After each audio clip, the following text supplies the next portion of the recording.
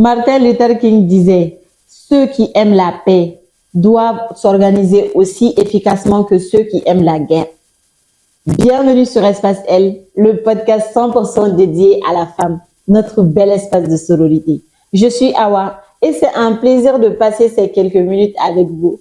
Nous sommes toujours dans la mouvance de la première saison de notre podcast sur le thème femmes et engagement. Depuis 2012, le Mali fait face à une crise multidimensionnelle et il est important pour nous les femmes de connaître les défis et de pouvoir aussi connaître la place réelle de la femme dans les processus de paix. Notre invitée de ce podcast s'appelle Fanta Diaw. Elle est la présidente nationale du réseau des groupements d'engagement communautaire du Mali. Bonjour Fanta. Bonjour Awa. Ça va? Ça va, alhamdoulilah. Alhamdoulilah. Oui, merci. Je vais bien aussi. Alors Fanta, parle-moi un peu de toi. De ce qui t'a poussé à t'engager, surtout ce qui est question de paix. Awa, merci beaucoup pour cette question. J'apprécie beaucoup. Moi, je suis, comme tu l'as eu à présenter, je suis la présidente nationale du réseau des groupements d'engagement communautaire. Notre association a vu le jour en 2019. Nous avons d'abord commencé par un programme de voies et paix, de equal access à travers les financements avec l'USAID. Donc, nous avons reçu, tu sais que les jeunes en 17 ans, 18 ans, on utilise les réseaux sociaux pour tout et n'importe quoi. Et ils nous ont formés sur l'utilisation responsable des réseaux sociaux en faveur de la paix et de la cohésion sociale. À la suite de ça, on a mis en place notre association GEC Bamako, le groupement d'engagement communautaire de Bamako, où j'ai été nommée présidente de Bamako. Par la suite, j'ai fait une série de voyages à l'intérieur du pays pour implémenter les GEC dans chaque région après chaque formation des 25 jeunes qui bénéficient de l'utilisation responsable des réseaux sociaux en faveur de la paix et de la cohésion sociale. On implémente notre association là-bas. Donc, ce qui a fait que c'est devenu un réseau des groupements d'engagement communautaire. À chaque instant, on attendait tout le temps. Il y a eu le cas de Orosago qui m'a vraiment touchée en 2019 parce que je me rendais compte que nous étions dans une phase depuis 2012. Ça trouvait qu'on était assez jeunes, donc on ne connaissait pas l'ampleur de tout ce qui se passe, terrorisme, djihadisme. On vivait entre parenthèses notre petite vie bamakoise ici. Donc quand je suis allée à l'intérieur du pays et que j'ai eu des témoignages des jeunes filles qui étaient plus âgées que moi, dont j'étais plus âgée que certaines, qui me racontaient les calvaires qu'elles vivaient à l'intérieur du pays. Je me suis dit, waouh, ça a été un électrochoc pour moi, au fait. Le déclic, quoi. Ça a été le déclic. Je me suis dit, dès cet instant-là, j'ai eu un véritable engagement pour la paix. Je me suis dit, moi, Fanta, toutes les actions que je vais poser à partir d'aujourd'hui, ce sera en faveur de la paix et de la cohésion sociale. Je vais apporter aussi ma petite pierre, poser la petite pierre que je peux à l'édifice national pour un Mali de paix et de cohésion sociale. Donc, à partir de là, il y a eu une série de formations qui m'ont vraiment permis de me construire personnellement, de me construire professionnellement et qui m'ont ouvert des portes, quoi. Les gens minimisent les petites actions que nous faisons. Par exemple, à travers ces podcasts, on peut changer la vie de quelqu'un. Une petite fille peut rêver de devenir un jour comme nous en nous voyant sur les réseaux sociaux. Mais elles sont fortes, ces dames-là. Donc, c'est apporter l'espoir au fait, de ne pas sombrer dans le désespoir, de ne pas sombrer, on vit tous les jours des atrocités, mais de garder cette lueur d'espoir qu'un jour tout va aller pour le mieux. Après ça aussi, j'ai suivi une série de formations avec des organismes internationaux. J'ai été au Mali, ils ont envoyé les liens, les dames, les filles, cliquez sur les liens. Postuler pour les liens. Donc, quand j'ai postulé sur 44 000 candidates, j'ai été sélectionnée pour aller représenter le Mali à une formation en Géorgie. Wow! Une formation en Géorgie sur les jeunes femmes bâtisseuses de paix. Ils nous ont apporté un regard nouveau sur comment on fait. On était 44 jeunes dames de plusieurs continents, de plusieurs, pas seulement africains, asiatiques, américains, tout, mais toutes les femmes. On s'est réunis, on parlait de nos expériences, de comment ça se passe chez nous, de comment ça se passe chez elles, quelles sont les solutions idoines endogènes que chacune essaie de mettre en place à son niveau pour vraiment pallier à tout ça. C'est pas seulement chez nous, hein. Il y a des problèmes partout, mais ne minimisons pas le peu que nous faisons.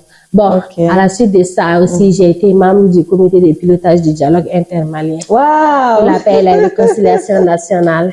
Donc, ouais, ça fait vraiment plaisir de savoir qu'il y a de ces femmes-là qui se sont vraiment donné corps et âme pour que la paix puisse revenir, pour maintenir cette paix dont nous réclamons tant. Alors, Fonda, ma deuxième question sera, quelle est la vraie place des femmes dans les processus de paix? Peut-elle changer réellement la dynamique? Cette question est très importante. Tu sais, nous les femmes, on est victime, mais on aime trop se positionner en tant que victime. Donc, le rôle le rôle et la place de la femme est très important dans tout ce qui est processus de paix. Parce que quand on peut pas parler de paix sans femme. Nous sommes au socle de la famille, du quartier, de la commune et du pays même. Donc, je voudrais exprimer une opinion sur le fait que la femme est sacrée au fait. Donc, on est au cœur de tout. Très, très sacrée. Que ce soit en termes de religion, partout, la femme est sacrée. Même quand on remonte à l'histoire, on voit que l'histoire donne une place très importante à la femme, surtout dans les processus de paix. Tu vas voir qu'avant, il y avait des femmes guerrières, des femmes qui étaient médiatrices pour les conflits. Elles ont le pouvoir d'apposer un veto sur le conflit. Et puis, elles sont souvent utilisées pour vraiment attendrir l'autre partie. Mais dans le cadre du Mali, je déplore un peu le rôle qu'on nous donne. On nous assimile un peu la mobilisation. S'il y a la mobilisation à faire pour tel ou tel truc, mais on nous donne pas notre réelle place quand il s'agit des médiations en termes de conflit et tout. Donc, vous n'êtes pas sur la table, en fait. Bon, c'est après les décisions qu'on vous consulte pour que vous puissiez mobiliser les gens, parce que les femmes ont toujours eu ce talent-là de rassembler. Mais vous n'êtes pas à la place qu'il faut quand il le faut. Je peux dire que tu as vraiment mis les mots sur ce que je voulais dire. Par rapport à ça, on peut dire que la femme manque. Je vais un peu parler des défis auxquels les femmes sont confrontées. Les femmes, d'abord, on est confrontées au défi de la non-scolarisation. Au Mali, je sais que toi-même, tu as été confrontée à ça. Première année, deuxième année, jusqu'au lycée, tu vas trouver que pratiquement dans toutes les écoles, sur 10 classes, tu vas trouver sur 8, c'est les filles qui sont premières des classes. Ah oui. On est première des classes, wesh. Donc, on est intelligente, on est intéressante, on est importante, mais la société nous met des barrières, au fait. Donc, les présentaires sociaux, culturels et tout. Tu vas voir des filles qui sont excellentes à l'école, mais qui vont être déscolarisées par faute de moyens, pour les mariages, pour diverses régions. Donc, il y a ça. Il y a aussi les manques d'informations. On n'a pas accès à toutes les informations pour être à la place qu'il faut par rapport aux médiations, à la paix et tout ce qui est processus de paix et de cohésion sociale dans notre pays. C'est déplorable de le dire. Très déplorable. Et puis, il y a aussi le fait que les femmes ne s'intéressent pas trop à tout ce qui est trop technique, trop... Bon, même si elles s'y intéressent, tu vas trouver quelqu'un qui dit, toi, jeune fille comme ça, tu dis que tu veux prendre des décisions comme ça pour tel ou tel truc, c'est le truc des hommes. C'est ça qu'on fait tout le temps. On essaye de te décourager quand tu veux atteindre certains objectifs. On va dire, la femme là, est obligée de faire tout ça. Mais alors que voilà. Et puis on nous dit, rien ne se fait sans les femmes.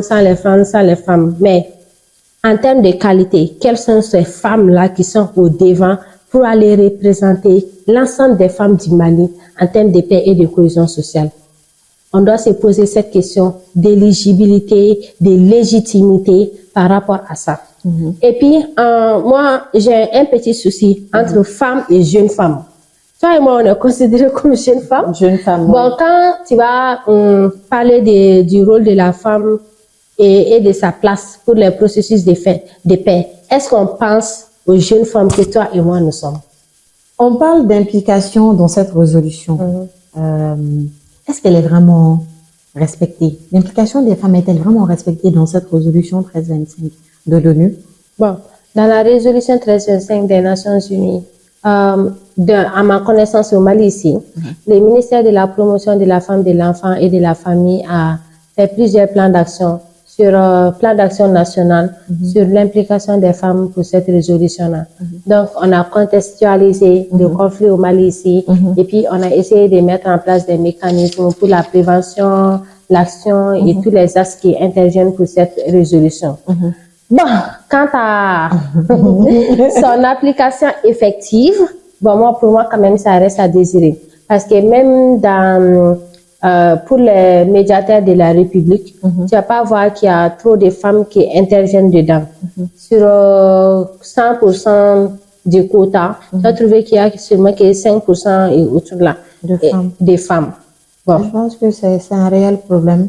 Un très grand problème. Dans toutes les lois, surtout la loi 052 de 2015, il y a ce problème-là où les femmes ne sont vraiment plus, le quota n'est pas respecté, l'effectivité des 30%. Voilà, c'est pas respecté et ça doit vraiment faire l'objet d'une vraie campagne nationale pour qu'on respecte cette loi-là.